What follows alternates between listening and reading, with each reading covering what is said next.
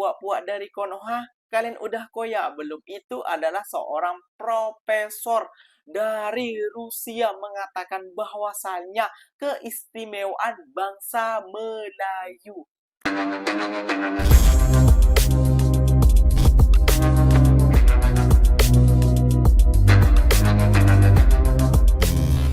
Assalamualaikum warahmatullahi wabarakatuh, geng. Berjumpa lagi bersama saya Iki. Gimana kabar-kabar saudara-saudara, sahabat-sahabat saya? Semoga kabar kalian selalu baik-baik saja. Dilindungi oleh Allah Subhanahu wa taala, dijauhkan dari segala bala musibah dan diberi umur panjang. Amin ya rabbal alamin. Oke, geng, seperti biasanya di video kali ini Iki akan nge-reaction sebuah video yang telah di-tag maupun yang telah terjumpa di TikTok. Dan di video kali ini Ikinya akan ngeresan sebuah video. Itu hari Ikinya pernah ngeresan tentang bahasa Melayu diangkat di Rusia, geng. Dan kocar kacirnya netizen daripada Konoha ini ya, geng, yang tidak inilah hoax lain sebagainya, ini tidak betul lah dan sebagainya, cuma mengada-ngada. Wah, ini sekarang seorang profesor dari Rusia, geng, mengakui bangsa Melayu, geng, kayak gitu. Seorang profesor Rusia, bayangkan ya, geng. Gagasan Melayu sebagai satu bangsa keistimewaan dan keindahan orang Melayu dari proaktif orang Rusia, proaktif orang Malaysia ya. Prof. Dr. Tatina Denisova. Wah, lihat namanya Denisova, itu Soviet ya, geng ya. Itu sudah pasti Rusia, geng, kayak gitu. Nah, tentunya kalian sudah penasaran videonya seperti apa? Jom kita simak bersama-sama. Namun sebelum simak, jangan lupa dulu dong, geng, sokong channel ini dengan cara apa? Subscribe, like, comment, and share-nya. Apa-apa benda, silahkan komen di bawah. Janji jangan bergaduh. Oke, kita simak dulu videonya. Let's go. Tamu istimewa bicara malam ini ialah seorang sarjana dari Rusia yang pakar dalam bidang sejarah dunia Melayu, historiografi dan juga kajian sumber-sumber sejarah. Beliau juga pakar dalam sejarah Islam dalam dunia Melayu. Beliau ialah Profesor Dr. Tatiana Denisova yang kini bertugas sebagai profesor di Pusat Kajian Tinggi Islam, Sains dan Peradaban di Universiti Teknologi Malaysia. Profesor Tatiana ialah seorang anak jati Rusia berasal dari Moskow. Beliau mendapat ijazah Doktor Falsafah dalam bidang sejarah mengenai dunia Melayu pada tahun 98 dari Institut Kajian Oriental Moskow. Profesor Tatiana kemudian menjadi seorang pensyarah universiti di Moskow dan memegang beberapa jawatan akademik di Malaysia, termasuk selaku Zamil Kajian di Dewan Bahasa dan Pustaka serta Perpustakaan Negara Malaysia, dan kemudian selaku Profesor Madya di Jabatan Sejarah Universiti Melaya. Baru-baru ini Profesor Tatiana Denisova berkunjung ke Singapura selaku pensyarah undangan bagi ceramah Arif Budiman untuk para guru bahasa Melayu tempatan. Bicara berpeluang bertemu empat mata dengan beliau untuk mencungkil beberapa perspektif beliau tentang topik gagasan Melayu sebagai satu bangsa serta pengamatan beliau tentang keistimewaan dan keindahan bangsa Melayu dari perspektif orang Rusia. Profesor Dr. Tatiana Denisova, selamat datang ke rancangan Bicara. Terima kasih. Baik, anda merupakan antara sarjana yang percaya bahawa orang Melayu Nusantara ini hanya muncul dengan kesedaran sebagai satu bangsa selepas kedatangan Islam ke rantau ini Namun semestinya ini juga menindakkan kepercayaan bahawa sebagai sebuah tamadun Melayu yang mempunyai sekurang-kurangnya sejarah 3,000 hingga 4,000 tahun ia juga semestinya sudah ada semacam identiti Melayu Apa komen anda? Terima kasih, itu soalan yang sangat penting sebenarnya, dan itu bukan sebenarnya matter of kepercayaan tapi menurut teori social science kesadaran kebangsaan muncul di mana-mana bangsa cuma selepas bangsa itu memenuhi beberapa syarat supaya menjadi bangsa antara lain bahasa yang sama, agama yang sama, latar belakang kebudayaan yang sama dan sebagainya. So semua syarat itu dipenuhi oleh orang Melayu cuma selepas kedatangan Islam. Di sini sangat penting tahu tahu bahwa orang Melayu itu bukan orang puak-puak yang purba macam Dayak atau Batak sebelum Islam. Orang Melayu jadi bangsa Melayu cuma berasaskan tamadun Islam bila mereka dapat agama yang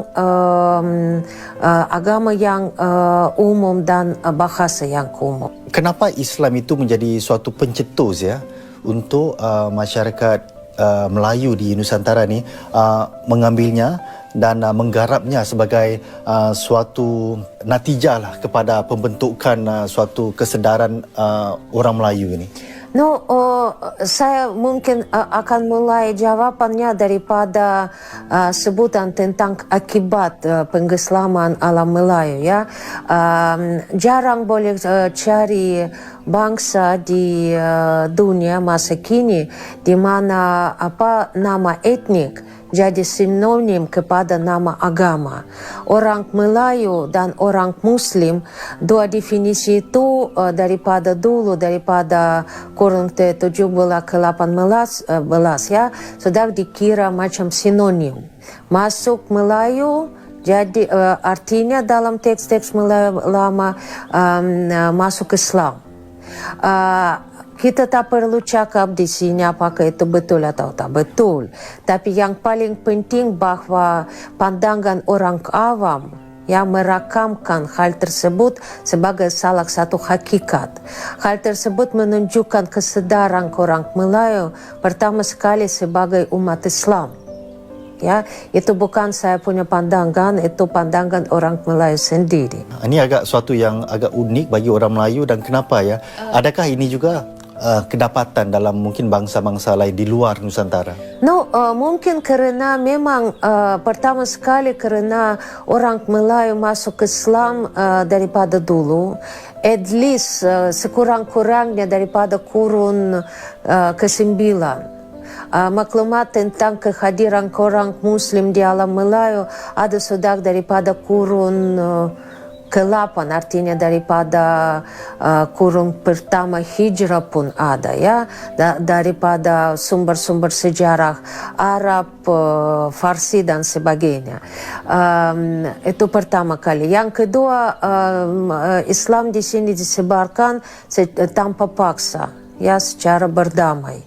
Yang ketiga, Islamization di sini jadi sangat mendalam.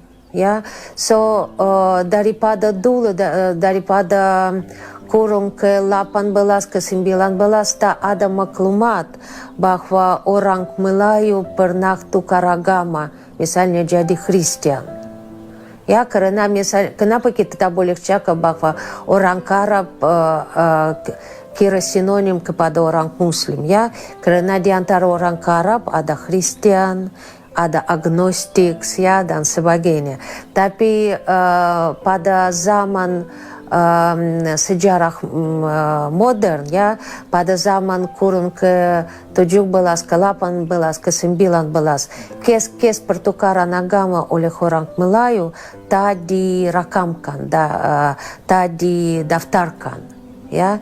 Tapi sekarang ya ada kadang-kadang orang ada tukar agama. Mungkin kenapa ya orang Melayu ni setelah mereka memeluk Islam ya, nampaknya ada semacam suatu pegangan yang begitu kuat sekali sehingga mereka tidak meninggalkan agama itulah kalau kita bandingkan mungkin dengan bangsa-bangsa lain ya. Karena agama Islam menjadi asas kesedaran kebangsaan. Agama Islam membawa banyak pertukaran yang menjadi asas tamadun kebangsaan. Agama Islam mempengaruhi dan membantu membina bahasa yang baru yang kita tahu sekarang sebagai bahasa Melayu. Ya, bahasa Melayu itu mengandungi lebih daripada 40% kata pinjaman daripada tanah cakap bahasa Arab sahaja, tapi bahasa Arab Islam. Semua definisi-definisi yang berkaitan dengan filosofi, ibadat, semua datang daripada bahasa Arab Islam.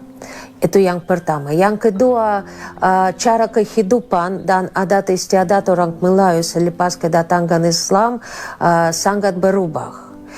Vektor perkembangan kebudayaan dan intelektual berubah daripada India atau China ke dunia yang lebih terbuka, kepada tanah Arab, Mekah, Medina dan sebagainya. Kehidupan ekonomi, alam Melayu menjadi sebahagian yang tak boleh dipisahkan daripada sistem perdagangan antara bangsa, daripada sistem keuangan antara bangsa. Ya, ramai pedagang-pedagang mulai datang ke sini selepas kedatangan Islam. Daripada sejarah kita tahu bahwa pada zaman Sriwijaya atau pada zaman Majapahit, walaupun pedagang daripada luar datang ke sini, tapi masyarakat Melayu pada waktu itu tak terlibat sangat ke dalam perdagangan antara bangsa.